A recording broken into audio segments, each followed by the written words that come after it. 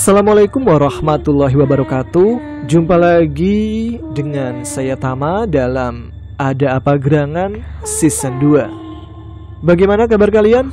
Semoga selalu diberikan kesehatan dan juga rezeki yang cukup. Episode kali ini kita jumpa lagi di segmen Cerita Nina Bobo, di mana saya akan membacakan sebuah cerita untuk menina bobokan kalian. Dan kali ini ada sebuah cerita pendakian lagi nih. Cerita pendakian yang dialami oleh Vian, kisah nyata nih ya. Ketika mendaki ke Gunung Butak, Bang Vian ini mengalami kejadian yang mistis.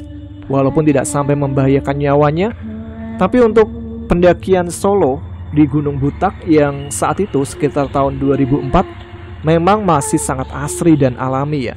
Sehingga belum banyak pendaki yang mendaki ke Gunung Butak saat itu.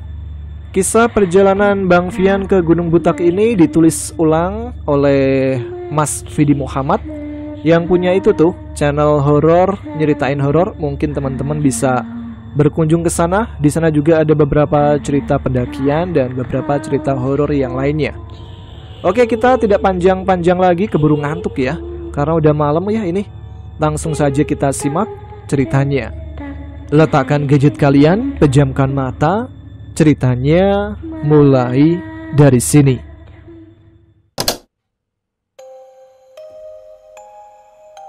Pertengahan tahun 2004, saat-saat yang tepat untuk menikmati keindahan alam tanpa takut kehujanan. Pendakian ke Gunung Butak ini bukan pertama kalinya bagi Vian. Beberapa gunung sudah pernah ia jajaki sampai ke gunung yang berada di Jawa Tengah. Sore itu, dia mencari informasi ke teman dekatnya terkait Gunung Butak, tapi tidak ada satupun dari temannya yang bisa memberi ia informasi. Ada salah satu temannya dari luar daerah yang sedikit tahu tentang pendakian Gunung Butak, tapi melalui jalur Gunung Kawi. Kedua gunung ini memang bersebelahan. Ada juga teman dari temannya itu memberi informasi kalau Gunung Butak juga bisa melalui daerah Batu yang ada di kota Malang. Satu jalur dengan Bukit Panderman yang sering ia daki. Wah, kayaknya asik tuh kalau satu jalur sama Gunung Panderman, pikirnya. Sebenarnya dia sudah tahu sedikit kalau Gunung Butak itu bisa melalui jalur tersebut. Tapi untuk memastikan dia cari informasi yang tepat. Fix. Niatnya sudah bulat untuk mendaki ke Gunung Butak via jalur Panderman. Tanpa teman, dia mempersiapkan perbekalannya sendiri dan akan melakukan pendakian itu sendiri. Karena mendaki seorang diri memang sudah menjadi kebiasaannya. Kalau mendaki rame-rame, dia lebih merasa tidak nyaman. Semua perbekalan sudah disiapkan dan beberapa hari kemudian, dia berangkat menuju ke perempatan dekat rumahnya untuk mencari tumpangan yang bisa membawanya ke kota Batu. Sebuah truk tanpa muatan yang berhenti di lampu merah ia hampiri. "Pak, numpang ke selatan ya," teriak Vian ke sopirnya.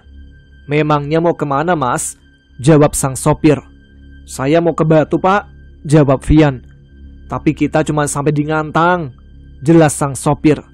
"Gak apa-apa lah pak, sampai Ngantang aja udah." Ngantang adalah sebuah daerah di Kabupaten Malang. Vian lekas naik ke dalam bak truk. Rokok dinyalakan dan dinikmati sambil melihat keadaan kiri kanan jalan yang ramai oleh aktivitas orang. Singkat cerita, sampailah truk itu di pertigaan Ngantang. Sopir truk teriak memberitahukan pada Vian kalau dia akan belok ke kanan. Vian langsung lompat turun dan tidak lupa mengucapkan terima kasih kepada sopirnya karena sudah diberikan tumpangan sampai ke Ngantang. Warung nasi pinggir jalan membuat perut jadi keroncongan. Dia pun mampir sebentar untuk makan, kemudian lanjut mencari tumpangan lagi. Tapi apesnya, sampai jam 2 siang, dia tidak juga mendapatkan tumpangan. Akhirnya daripada kelamaan, dia menaiki bis angkutan umum yang beroperasi dari Jombang menuju Malang. Suasana pegunungan semakin terasa dari dalam bis. Karena perut kenyang, Vian sempat tidur beberapa saat. 1 jam kemudian, sampailah bis itu di kota Batu, tepat di pertigaan arah menuju ke Bukit Panderman. Vian turun dan lanjut jalan kaki menuju titik pendakian. Dan di tengah perjalanan, dari belakang terlihat ada mobil sayur yang akan melintas. Vian teriak untuk meminta tumpangan. Dan beruntung sekali, sopirnya mau memberi ia tumpangan. Tapi Vian harus berusaha naik dalam bak dalam keadaan mobil terus melaju. Karena kondisi jalan yang menanjak, tidak memungkinkan mobil itu bisa berhenti. Sangat seru perjalanan ini. Mobil sayur itu membawa Vian hingga sampai di titik pendakian. Setelah turun dari mobil, dia segera menuju ke rumah terakhir untuk pamit mendaki. Jadi saat itu memang masih belum ada tiket, simaksi atau yang lainnya. Kalau mau mendaki, hanya sowan saja ke penghuni rumah terakhir itu. Yang naik rame gak Pak D? Tanya Vian ke penghuni rumah. Ada 2 orang, baru aja jalan, jawab Pak D. Ke Panderman atau ke Buta Pak D? Ke Panderman. Kalau ke Buta, aman gak Pak D? Kalau aman sih aman, tapi sepi. Terakhir ada 3 orang yang ke Buta, tapi udah 2 minggu yang lalu. Wah, informasi yang bagus nih. Berarti jalurnya masih dijamah orang, pikir Vian. Vian sedikit bertanya tentang arah jalur menuju ke Gunung Buta, dan Pak D sedikit memberikan informasi. Katanya, dari sana lurus saja mengikuti jalan bebatuan. Memang sih, kalau ambil jalur kanan itu arah menuju ke Bukit Panderman. Tanpa lama-lama lagi, Vian minta izin dan langsung bergerak meninggalkan rumah Pak D. Selangkah demi selangkah, jalanan setapak bebatuan ini ia lewati hingga sampai di ujung jalur. Setelah itu dia mulai memasuki hutan rimba. Suara hewan hutan terdengar di sepanjang perjalanan. Semakin berjalan jauh ke dalam hutan, suasana menjadi semakin gelap. Ternyata sekarang sudah menunjukkan pukul 5 sore. Vian masih meneruskan perjalanannya sambil mencari tempat datar untuk dia bermalam. Beberapa menit kemudian, di sebelah kanan jalur ada tempat yang cukup luas, dan dia segera mendirikan tenda di tempat itu. Kompor, nesting, dan perbekalan makanan dikeluarkan untuk mengisi perut yang sudah mulai keroncongan. Mie instan pun menjadi menu utamanya. Ya, apalagi? Satu persatu hewan hutan berhenti bersuara saat matahari hendak tenggelam. Suhu dingin mulai menusuk ke dalam tubuh. Dan sayup-sayup terdengar ada suara langkah kaki yang berjalan dari arah bawah. Loh, ada orang yang naik juga ternyata. Kebetulan banget, jadi ada temannya, batin Vian. Vian menunggu kedatangan suara langkah kaki itu sambil menyeruput segelas kopi. Tapi suara langkah kaki itu tak kunjung sampai di tempatnya. Dia berdiri sambil menyorotkan senter ke arah sumber suara langkah kaki itu. Tapi di sana tidak ada siapapun. Mas, Mbak, halo, ucap Vian, tapi tidak ada jawaban dari siapapun. Wah, gak beres nih, penghuni gunung pasti, batinnya. Dia kembali ke tempat duduknya sambil dalam batin berbicara. Permisi Mbah, cucumu mau numpang tidur di sini, jadi jangan ganggu ya.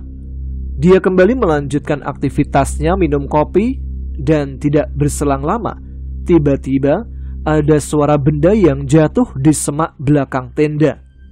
Spontan dia melihat ke arah sumber suara, dan terlihat beberapa semak bergerak, tapi tidak tahu benda apa yang baru saja jatuh.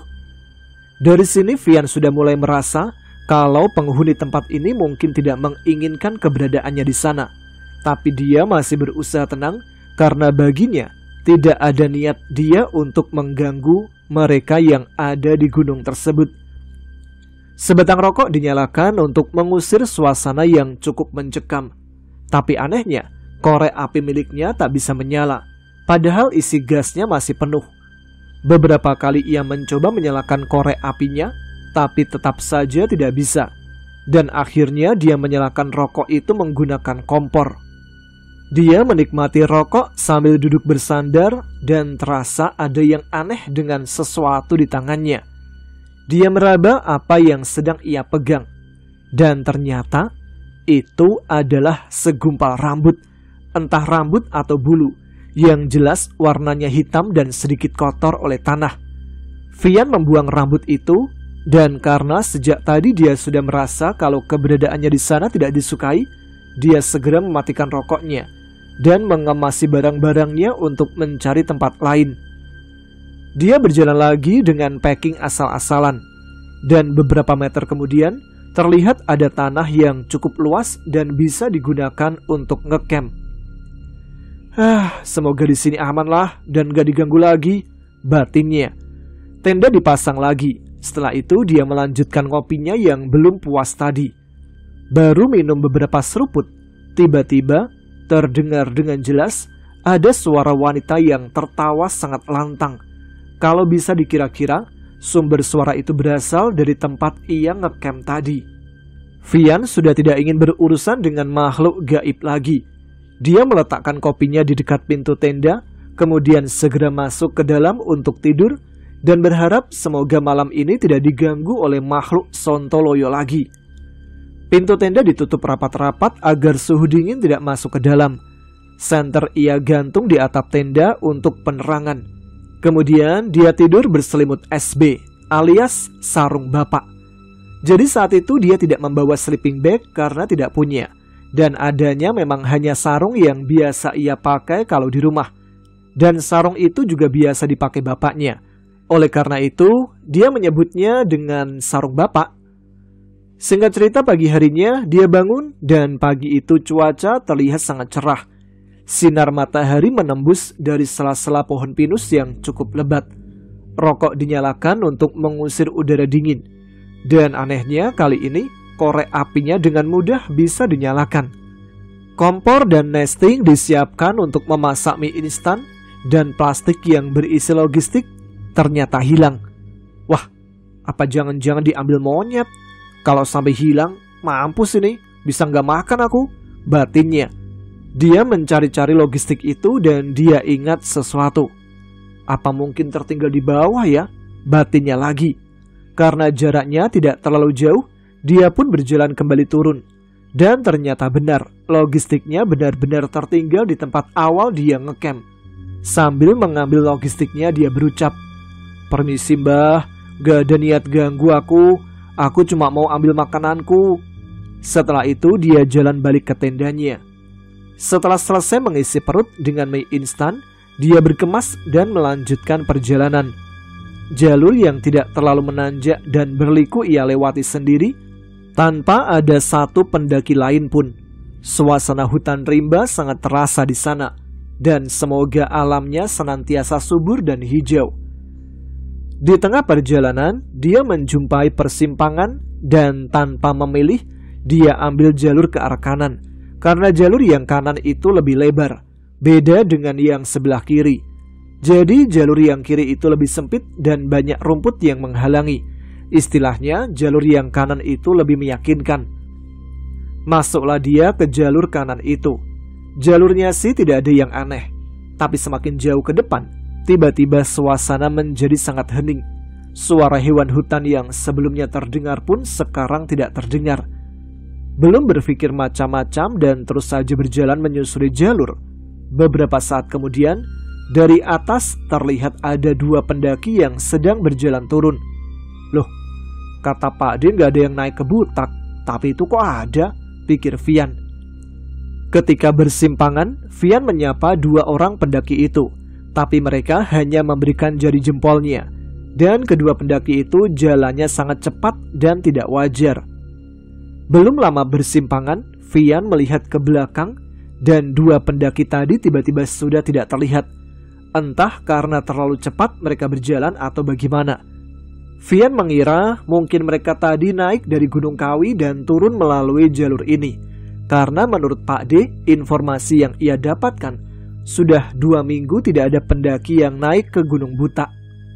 Suasana masih seperti tadi, sepi dan sangat hening. Bahkan hembusan angin pun tidak dia rasakan. Dan sudah cukup lama dia berjalan, tidak melihat tanda yang menunjukkan tempat untuk istirahat. Jadi jalur yang dia lewati sejak tadi hanya semak belukar di kiri dan kanan jalan. Terlihat waktu sudah menunjukkan pukul 2 siang. Dan sampai saat itu, dia masih belum menemukan tanda-tanda tempat untuk istirahat. Perutnya mulai keroncongan. Karena tidak menemukan tempat untuk istirahat, terpaksa dia berhenti di jalur untuk mengisi perutnya. 1 bungkus mie instan dimakannya tanpa dimasak. Yang penting perutnya bisa terisi. Setelah itu dia menyalakan sebatang rokok dan menghisap sambil melanjutkan perjalanan. Gila, lumayan juga nih jalurnya. Meskipun jarang ada tanjakan, tapi panjang banget, pikir Vian. Sebatang rokok sudah habis dan dia masih belum melihat tanda-tanda puncak. Jalur yang dilewati pun masih sama, hanya semak belukar di kiri dan kanan jalan. Semakin lama, langit terlihat semakin redup dan waktu sudah menunjukkan pukul 4 sore. Jadi sudah sehari penuh dia berjalan dan tidak kunjung sampai ke puncak. Dia berhenti sebentar untuk berpikir. Apa jangan-jangan aku salah ambil jalur di persimpangan tadi ya? Tapi nggak mungkin ah. Soalnya tadi kan sempat simpangan sama 2 orang pendaki yang lagi turun. Sebatang rokok dinyalakannya lagi. Dan samar-samar, dari jarak sekitar 50 meter di belakang, terlihat ada orang yang sedang berjalan naik. Tapi sepertinya dia bukan pendaki, karena tidak membawa peralatan gunung. Orangnya perempuan, pakai celana jeans biru dan pakai sweater coklat. Wajahnya putih, tapi tidak dengan kulitnya, alias putih pucat. Vian segera pergi dari tempat dia berhenti karena takut. Beberapa meter berjalan, dia coba melihat ke belakang dan perempuan itu masih berjalan mengikuti. Itu makhluk apaan anjir? Kenapa ngikutin mulu dari tadi? Batin Vian. Dia mempercepat jalannya dan kali ini dia tidak berani menoleh ke belakang lagi. Karena jalan terlalu cepat, akhirnya dia kelelahan dan mau tidak mau dia butuh istirahat. Langit tampak semakin gelap dan sampai saat itu juga dia tidak melihat tanda-tanda puncak. Dia memberanikan diri untuk melihat ke belakang dan syukurlah perempuan yang tadi mengikuti sudah tidak terlihat entah kemana. Vian sedikit merasa lega dan karena hari sudah akan gelap, dia memutuskan untuk bermalam lagi di sini. Tenda didirikan di antara semak, kemudian lanjut mengisi perut yang sudah mulai lapar. Perbekalan makanan sudah kian menipis. Mie instan tinggal 2 bungkus dan beberapa cemilan. Air mineral juga sisa 2 botol. Setelah selesai mengisi perut, dia mengeksplor keadaan sekitar. Suasananya sangat hening dan hanya hutan rimba sejauh mata memandang. Ini aku nyasar atau gimana sih? Kata anak-anak, perjalanan dari bawah membutuhkan waktu 9-10 jam. Tapi ini udah seharian penuh kok nggak sampai-sampai, pikirnya. Dia kembali duduk dan menikmati segelas kopi. Tidak lama kemudian, tercium aroma wangi bunga kenanga. Tahu kan bunga kenanga? Semacam bunga kantil yang biasa ditabur di kuburan. Mencium aroma tersebut, seketika Vian merinding. Karena itu mengingatkannya pada orang meninggal.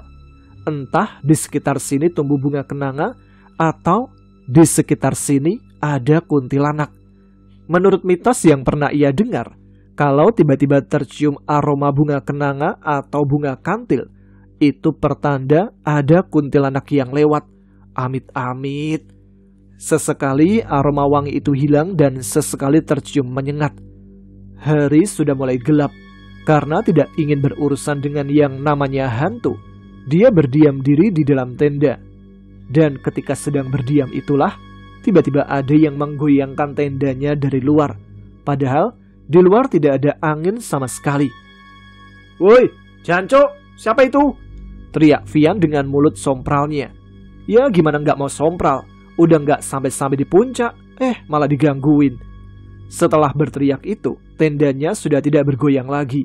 Dan sayup-sayup terdengar suara cekikikan perempuan. "Ah, kuntilanak ini pasti.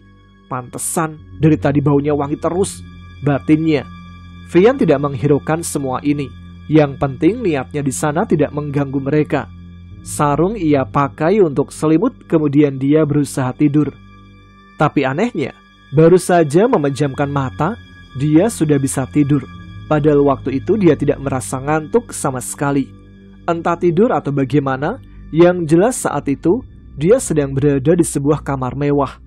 Karena penasaran dia keluar dari kamar itu.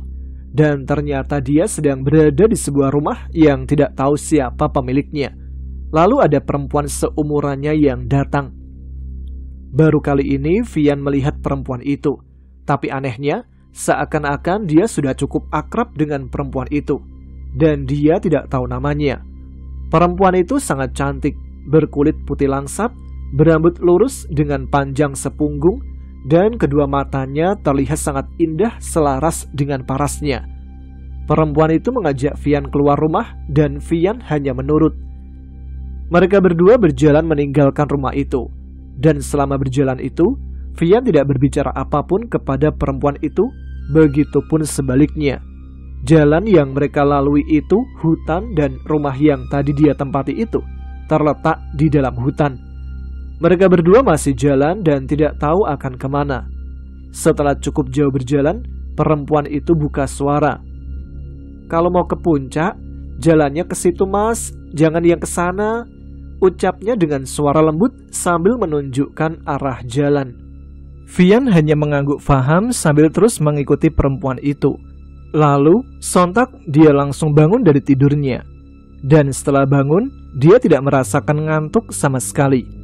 Terlihat jam tangan menunjukkan pukul 9 malam. Vian berusaha kembali tidur, tapi tidak bisa. Lalu di luar terdengar ada suara banyak orang yang sedang berjalan. "Wah, pendaki nih," pikirnya.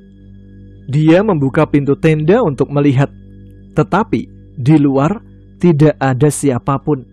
Santer ia ambil dan dia menerangi sekitar. Tapi tiba-tiba, "Nyari apa mas?"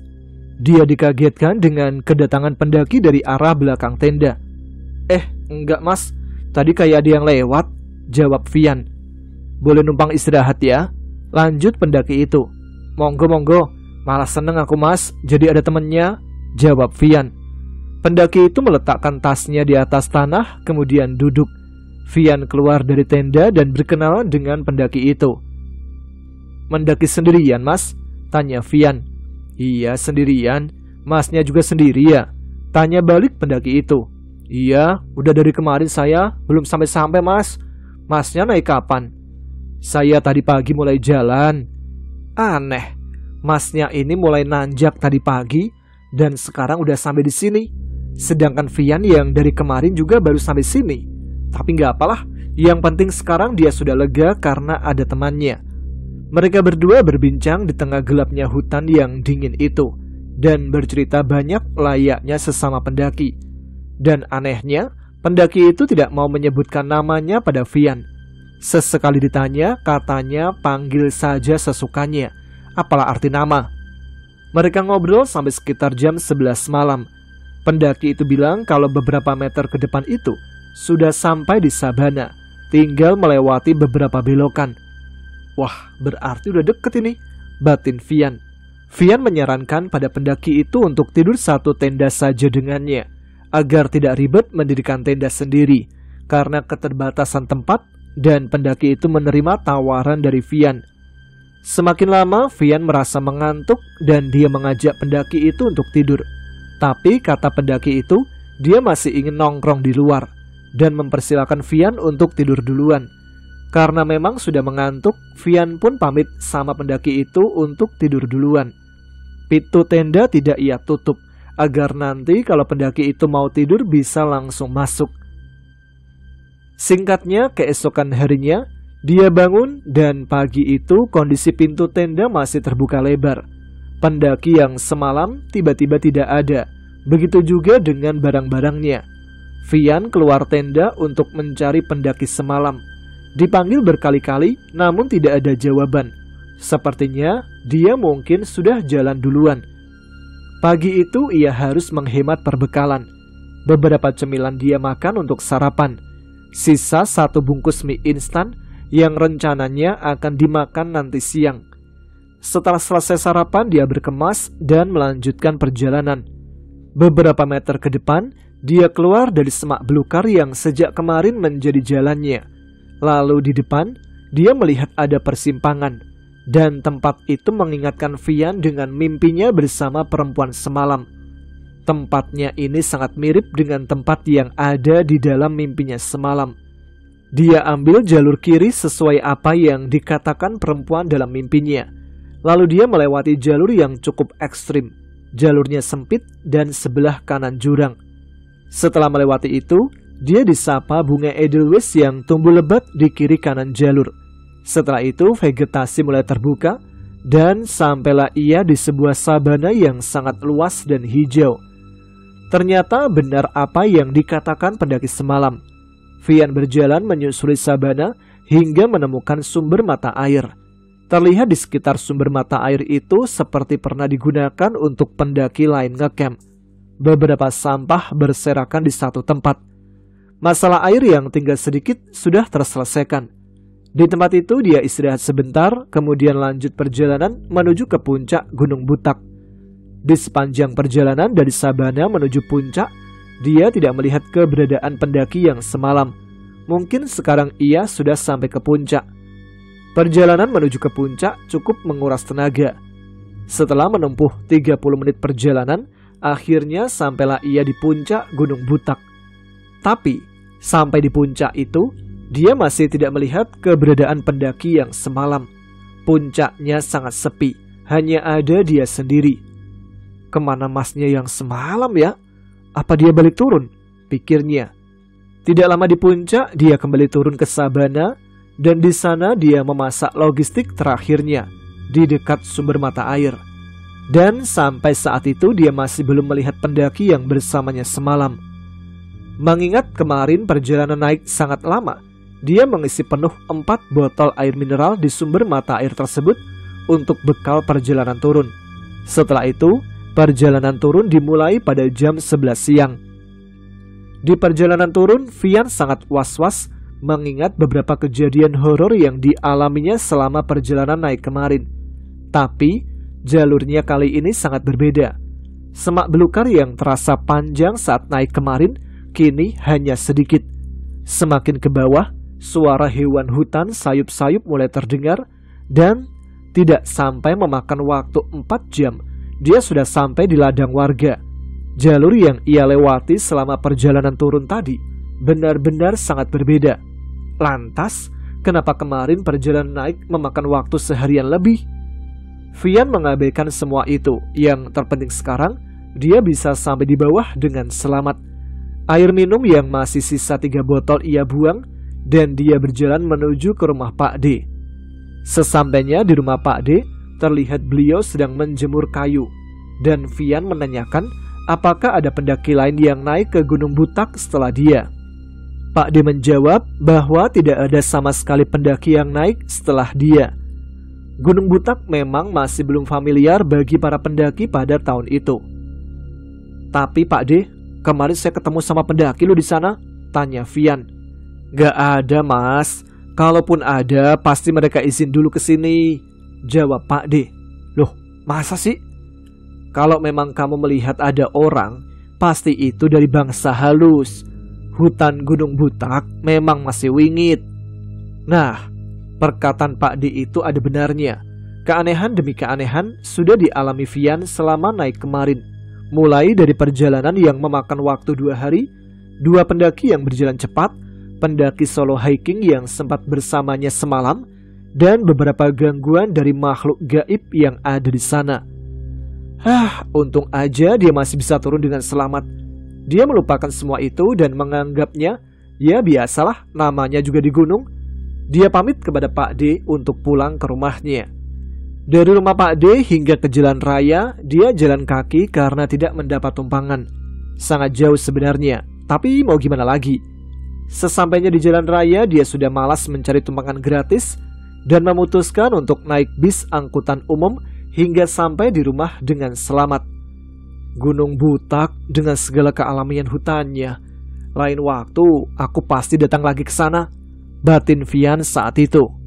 Dan memang setelah itu Vian sempat mendaki ke Gunung Butak lagi. Namun dia tidak mendapatkan pengalaman mistis seperti ketika pertama kali mendaki ke Gunung Butak. Nah, itu dia pengalaman mistis yang dialami oleh Vian ketika mendaki ke Gunung Butak yang berada di daerah Batu, Malang ya. Tapi setahu saya sih Batu itu udah beda dengan Malang sih ya, udah berpisah kayaknya. Kenapa saya tahu? Karena adik saya ada di sana dan juga sempat beberapa kali naik ke Gunung Panderman. Baiklah, terima kasih untuk teman-teman yang sudah menyimak untuk malam hari ini. Semoga bisa tidur lebih nyenyak ya dengan dongeng sebelum tidur, meskipun cukup singkat, tapi bisa menemani malam hari kalian. Terima kasih untuk Bang Fian dan juga Bang Vidi Muhammad yang sudah menuliskan cerita ini. Dan semoga bisa diambil suatu pelajarannya kalau ada. Baiklah, saya Tamas sekarang harus pamit. Kita jumpa lagi di episode selanjutnya. Selamat malam, selamat beristirahat. Wassalamualaikum warahmatullahi wabarakatuh.